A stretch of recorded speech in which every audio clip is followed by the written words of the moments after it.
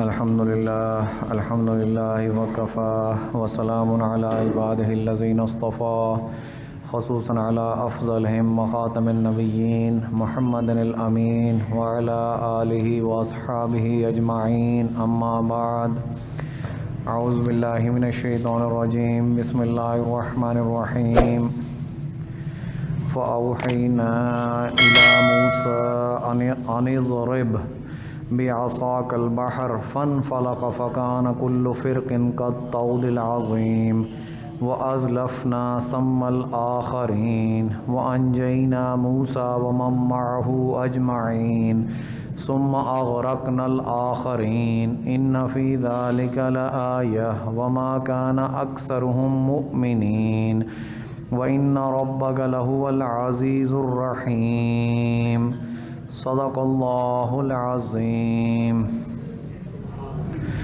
رب اشرح لي صدري ويسر لي أمري واحلل عقدة من لساني يفقهوا قولي اللهم ربنا ألهمنا رشدنا وأعذنا من شرور أنفسنا اللهم أرنا الحق حقا وارزقنا اتباعه وأرنا الباطل باطلا وارزقنا اجتنابه آمین یا رب العالمین۔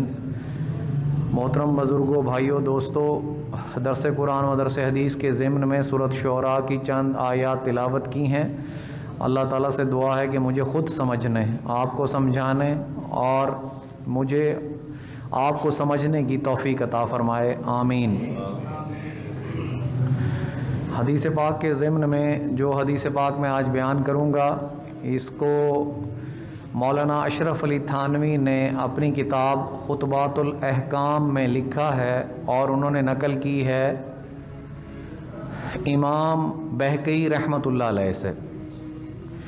قال رسول اللہ صلی اللہ علیہ وسلم اوحى اللہ عز وجل الى جبریل علیہ السلام ان اقلب مدینۃ کذا و کذا بأہلها قال فقال یا رب ان فيها عبدك فلانا لم يعصك طرفة عين قال فقال اقلبها عليه وعليهم فإنه وجهه لم يتمعر في ساعة قط او كما قال رسول الله صلی اللہ علیہ وآلہ وسلم۔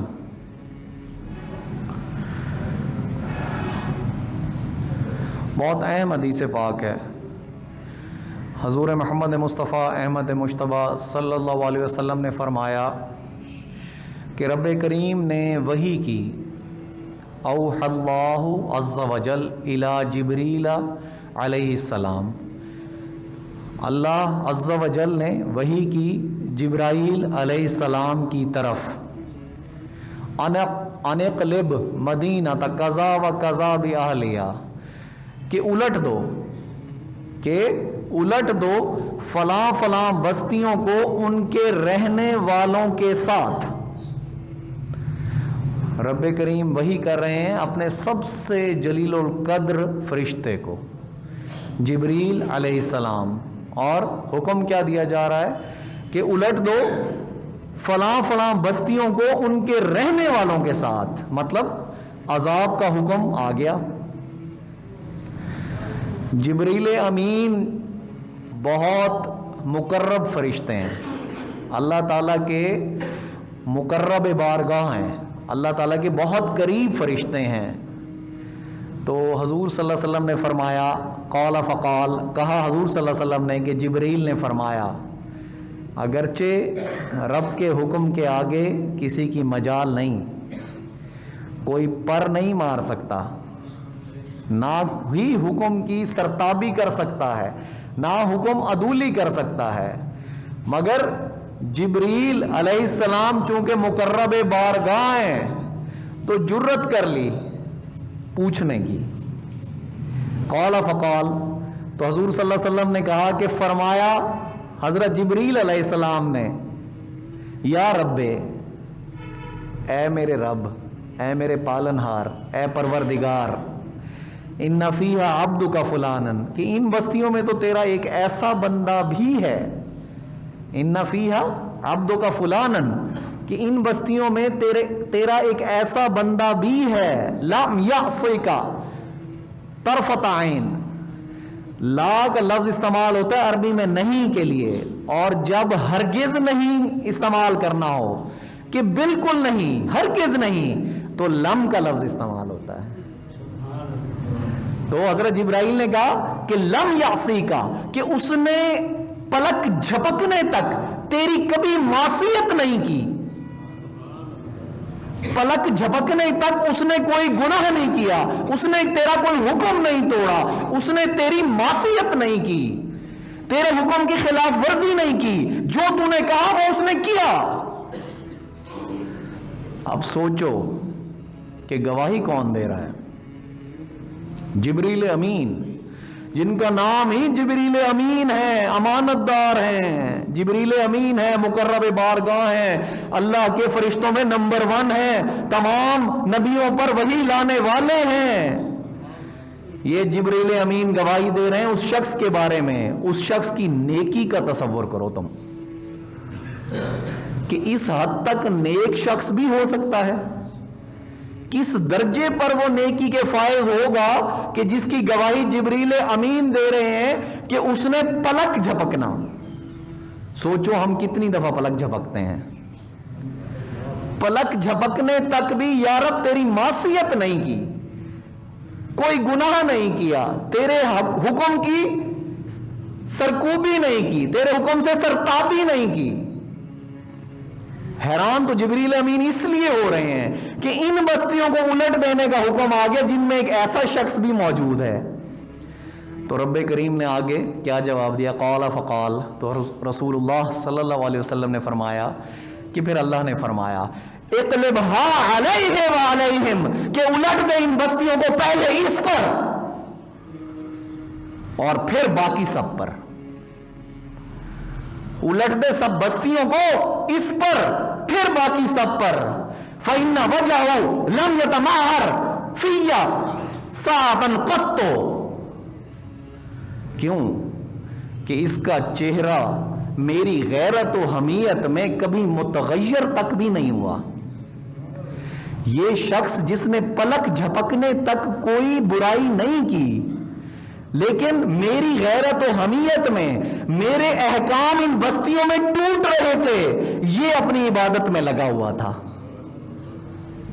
میرے احکامات ان بستیوں میں ٹوٹ رہے تھے، یہ اپنی عبادت میں لگا ہوا تھا، اس نے پلک جھپکنے تک کوئی برائی نہیں کی، کوئی معصیت نہیں کی، لیکن میرے غیرت اور حمیت، یہ اللہ کی حمیت ہے، یہ اللہ کی غیرت ہے کہ اس کے اگر حکم ٹوٹ رہے ہوں تو پھر آپ کو آواز بلند کرنا پڑے گی، پھر اگر ہاتھ سے روکنے کی سکت ہے بیدہی تو روکو اسے ہاتھ سے، اگر وہ سکت نہیں رکھتے تو روکو پھر زبان سے، اگر وہ سکت نہیں رکھتے تو اسے دل میں برا جانو۔ جب دل میں برا جانو گے تو چہرے کی رنگت متغیر ضرور ہو جائے گی، دل خون کے آنسو ضرور روئے گا۔ تو اللہ نے کہا کہ الٹ دے ان بستیوں کو، پہلے اس پر پھر باقیوں پر۔ کیوں؟ کیونکہ اس کے سامنے جب احکامات ٹوٹے جا رہے تھے، میرے لوگ میرے سے طغا کر رہے تھے، سرکشی کر رہے تھے، تو اس کے چہرے کی رنگت متغیر نہیں ہوئی۔ اس حدیث پاک سے آج یہ جان لینا کہ ذاتی نیکی کیا ہے، ذاتی نیکی کیا ہے۔ ذات کی نیکی میں جس لیول پر بھی چلے جاؤ، اس شخص سے بھی زیادہ کوئی نیک ہو سکتا ہے، لیکن اگر تم نے اللہ کے احکامات ٹوٹتے دیکھے تو تمہاری اس ذاتی نیکی کا کوئی فائدہ نہیں رہے گا۔ آج کا معاشرہ آپ کے سامنے ہے، اللہ اور اس کا رسول فرما رہے ہیں کہ سود کا کاروبار، سود لینا اور دینا میرے سے جنگ ہے۔ آج ہم میں سے کس کا چہرہ متغیر ہوتا ہے؟ آج ہم اپنے گریبانوں میں جھانکیں، آج آپ اور میرے میں سے کس کا چہرہ متغیر ہوتا ہے؟ بینکس تو الگ رہ گئے، بینکس کا کام تو الگ رہ گیا، آج شخصی سود چل رہا ہے ہمارے شہروں میں، لوگ سود پر پیسہ دیتے ہیں پھر سود لیتے ہیں۔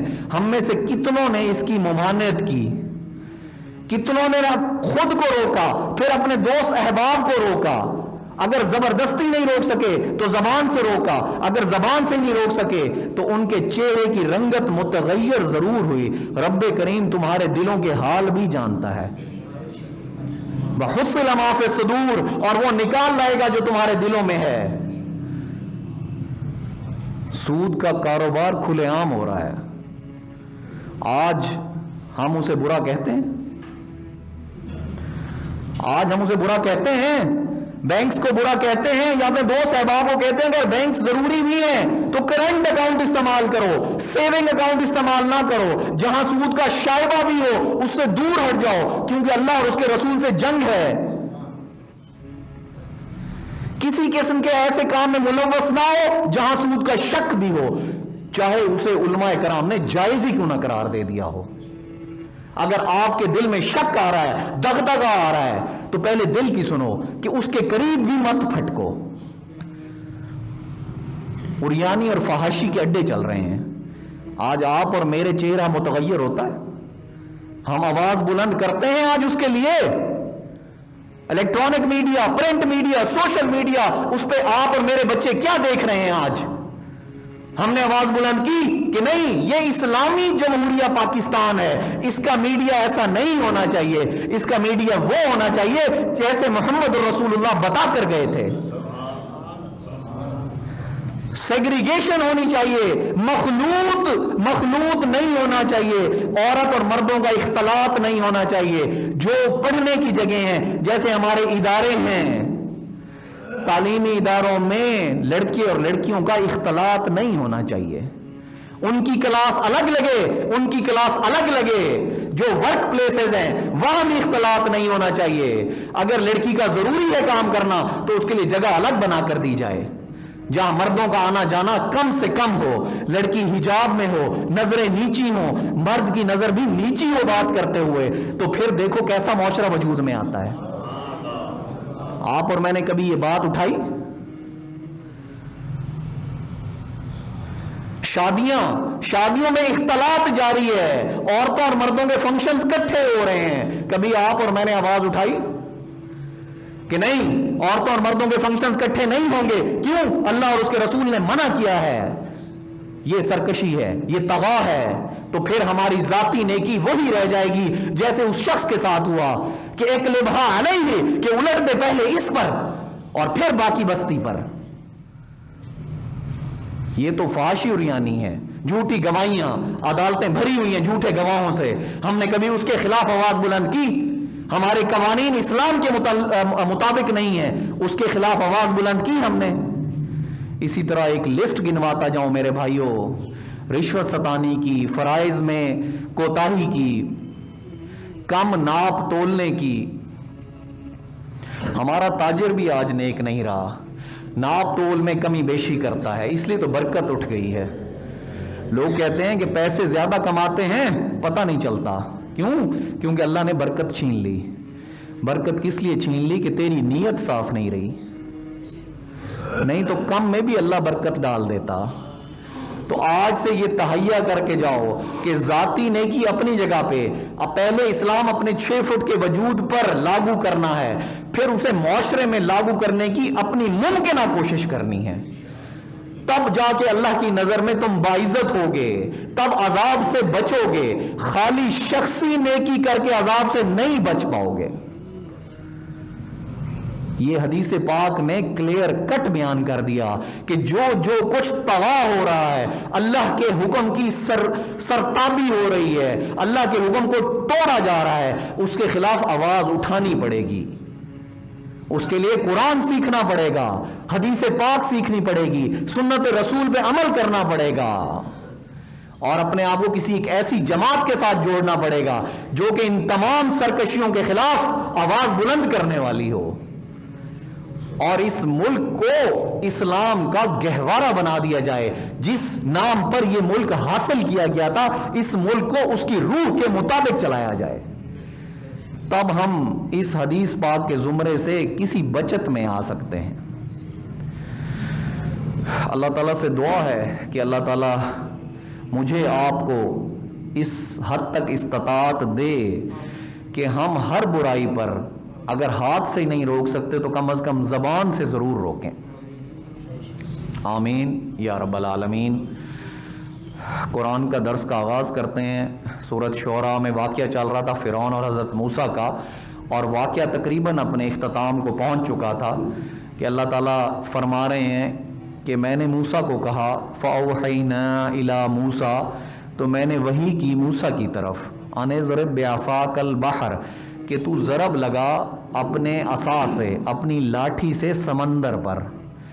میرے بھائیوں یہاں ایک بات غور طلب ہے، اسے ضرور سمجھنا کہ اللہ تعالیٰ نے یہ سبب کی دنیا رکھی ہے، یہاں معجزہ بھی سبب کے ساتھ ہے. اگر اللہ تعالیٰ چاہتا تو بغیر ضرب لگائے بھی تو سمندر کو پھاڑ سکتا تھا. وہ اس پہ قادر ہے، وہ اس پہ قادر ہے کہ وہ حضرت موسیٰ پہنچتے اور سمندر پھٹ جاتا. لیکن یہ سبب کی دنیا ہے. اللہ فرما رہے ہیں کہ میں نے وہی کر دی موسیٰ کو کہ تو عصا سے ضرب لگا سمندر پر. فانفلقا، تو وہ پھٹ گیا. فکان کل فرق کالطود العظیم، تو ہو گیا ہر ایک حصہ ایک بلند پہاڑ. مطلب پانی کا ایک بلند پہاڑ اس طرف کھڑا ہو گیا، پانی کا ایک بلند پہاڑ اس طرف کھڑا ہو گیا، راستے میں درمیان میں راستہ بن گیا. یہ اللہ تعالیٰ کی اپنے نبی کے لیے مدد تھی. جیسے نبی پریشان نہیں ہوا تھا، نبی نے کہا تھا ان معی ربی سیہدین، کہ میرا رب میرے ساتھ ہے، وہ مجھے راستہ دے گا. میرے بھائیوں آج بھی یہی واقعہ ہے کہ آپ کا رب بھی آپ کے ساتھ ہے. نحن اقرب الیہ من حبل الورید، قاری صاحب نے یہ آیت پڑھی تھی کہ تمہاری شہرت سے زیادہ قریب ہیں ہم. آج دیکھ لو کہ جہاں کوئی تنگی آئے تو اپنے رب کو پکار لیا کرو، حرام راستہ اختیار نہ کیا کرو، کسی کے آگے ہاتھ نہ پھیلایا کرو، اپنے عزت نفس کو کسی کے آگے پیش نہ کر دیا کرو، صرف اللہ سے مانگا کرو. علماء کرام کہتے ہیں کہ کسی کو کام بتانا ہو تو ایک بار بتا دو سبب کے زمرے میں. ایک بار کسی کو کام حاجت بتانی ہے سبب کے زمرے میں ایک بار بتا دو، اور دوسری بار صرف یاد دہانی کے لیے کہہ دو کہ شاید بھول گیا ہو. اگر تیسری بار تم نے کسی کو کام بتایا تو سوچ لینا کہ تمہاری نظر اس رب کریم سے ہٹ کے اس شخص کی طرف آ گئی ہے، تو پھر شرک میں شامل ہو جاؤ گے. اس لیے ہم اپنے گریبانوں کو جھانکیں کہ جہاں ہمیں کوئی کام پڑتا ہے تو ایک بار کسی کو کہیں، دوسری بار یاد دہانی کے لیے کہہ دیں. اگر تیسری بار کہا تو سوچ لینا کہ پھر رب کریم سے نظر ہٹ گئی ہے، ہم نے اسے مشکل کشا ماننا چھوڑ دیا ہے، بلکہ اس شخص کو مان رہے ہیں جو کہ خود حقیر ہے، خود ادنا ہے، خود غلام ہے، خود عبد ہے. اس مالک سے کیوں نہیں مانگتے جو کہ ہر چیز پر قادر ہے؟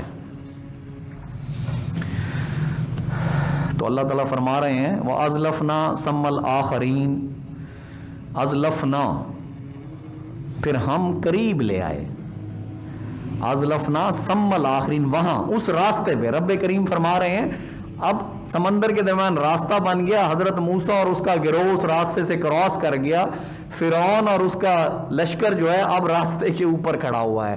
دل میں خوف بھی ہے، ادھر پانی کا ایک بڑا پہاڑ، ادھر پانی کا ایک بڑا پہاڑ. سمجھ تو وہ بھی رہا ہے کہ یہ اللہ کا نبی ہے، اللہ کے معجزات اس کے ساتھ ہے، دل میں پریشانی ہے، دغدغہ ہے، رکاوٹ ہے، رکا ہوا ہے. تو اسے اندر گھسنے کے لیے اللہ کہہ رہے میں لایا. پھر کیونکہ عذاب کا مستحق ہو گیا تھا. وَأَزْلَفْنَا، اور ہم قریب لائے، ثَمَّ الْآخَرِينَ، اس پیچھے والے گروہ کو اس راستے پر. کیونکہ عذاب کا فیصلہ ہو گیا تھا. اب جانتا تو وہ بھی تھا کہ اللہ کا نبی ہے، معجزات اس کے ساتھ ہیں، اس کا پیچھا کرنا بنتا نہیں، لیکن چونکہ عذاب کا مستحق ہو گیا تھا اس لیے اللہ تعالیٰ اسے اس راستے پر لے آئے. تو رب کریم کیا فرما رہے ہیں وَأَنْجَيْنَا مُوسَىٰ وَمَن مَّعَهُ أَجْمَعِينَ، تو ہم نے نجات دے دی موسیٰ کو اور وَمَن مَّعَهُ، اور جو اس کے ساتھ تھے، اجمعین، سب کے سب کو. مطلب موسیٰ اور اس کے گروہ کو ہم نے باحفاظت اس راستے، سمندر کے راستے سے باہر نکال دیا. ثُمَّ أَغْرَقْنَا الْآخَرِينَ، اور پھر ہم نے غرق کر دیا فرعون اور اس کے گروہ کو. جب فرعون اور اس کا گروہ اس راستے کے درمیان میں پہنچے تو رب کا حکم ہوا کہ سمندر مل جا. پھر وہ جو پہاڑ والا حصہ ادھر تھا اور پہاڑ والا حصہ ادھر تھا پانی کا، دونوں حصے مل گئے تو غرق کر دیا فرعون اپنے لاؤ لشکر کے ساتھ، جو اپنے آپ کو ذل اوتاد کہلاتا تھا. قرآن نے یہ لفظ استعمال کیے ہیں، میخوں والا. مطلب اس کے لشکر جب چلتے تھے تو کئی سو جانوروں پر اس کے خیموں کے کھونٹے لادے جاتے تھے، اتنے بڑے لشکر ہوتے تھے. یا کسی کو سزا دیتا تھا تو صلیب پر چڑھا کر اس کے جسم میں کھونٹے لگا دیتا تھا، اس لیے بھی اسے ذل اوتاد کہتے تھے. تو ذل اوتاد کے ساتھ اللہ نے پھر کیا کیا؟ عین درمیان راستے میں اللہ نے حکم دے دیا سمندر کو کہ اب مل جا. موسیٰ اور اس کا لشکر تو گزر گیا، اب یہ عذاب کا مستحق درمیان میں پہنچ گیا. چوہا اب ٹریپ کے اندر آ گیا تو اللہ نے اس دونوں سمندر کو ملا دیا. تو اللہ فرما رہے ہیں ثم اغرقنا الاخرین، ہم نے غرق کر دیا پیچھے آنے والوں کو. جب فرعون غرق ہونے لگا تو تب بولا آمنا برب موسیٰ و ہارون، میں ایمان لایا موسیٰ اور اس کے ہارون کے رب پر. یقین مانو یہ ایک روایت ہے جو میں اب آپ کو بیان کرنے لگا ہوں، یہ حدیث پاک نہیں ہے، ایک روایت ہے. اور یہ اسرائیلی روایت بھی ہو سکتی ہے. اسرائیلی روایت اسے کہتے ہیں جس کا ریفرنس تورات سے جا کر ملے. تو ایک روایت یہ ہے کہ اس حد تک گڑ گڑایا، اللہ پر ایمان لانے میں اس حد تک گڑ گڑایا کہ جبرائیل علیہ السلام کہتے ہیں کہ میں نے مٹی نکال کے اس کے منہ میں تھونپ دی کہ کہیں رب کریم کو اس پر رحم ہی نہ آ جائے. یہ ہے رب کا عذاب. ثم اغرقنا الاخرین ان فی ذلک لآیہ، رب کریم فرما رہے ہیں بے شک اس میں نشانی ہے. ان فی ذلک، اس میں بے شک نشانی ہے. وما کان اکثرہم مؤمنین، لیکن ان کی اکثریت ایمان لانے والی نہیں تھی. مطلب فرعون اور اس کے لشکر کی اکثریت ایمان لانے والی نہیں تھی. اگر ان میں کہیں قلب سلیم ہوتا اور فطرت سلیم ہوتی تو رب کریم ضرور معافی کا اندیا دیتے اسے. لیکن اس نے استکبار کیا، تکبر کیا، اپنے آپ کو رب کے برابر کیا. تو خدا کے واسطے زندگی میں کبھی استکبار نہ کرنا، تکبر نہ کرنا، کیونکہ تکبر میرے رب کی چادر ہے. جس نے تکبر کیا اس نے اپنے رب کی چادر میں ہاتھ ڈالا. تو تکبر کبھی زندگی میں نہ کرنا. تکبر کی میں حدیث پاک کے روشنی میں آپ کو تعریف بھی سناؤں گا انشاءاللہ اگلے جمعے میں. تو ہم یہاں اپنا سبق مکمل کریں گے. وَإِنَّ رَبَّكَ لَهُوَ الْعَزِيزُ الرَّحِيمُ، اور بے شک اب اللہ پاک فرما رہے ہیں کہ بے شک تیرا رب وہ العزیز ہے.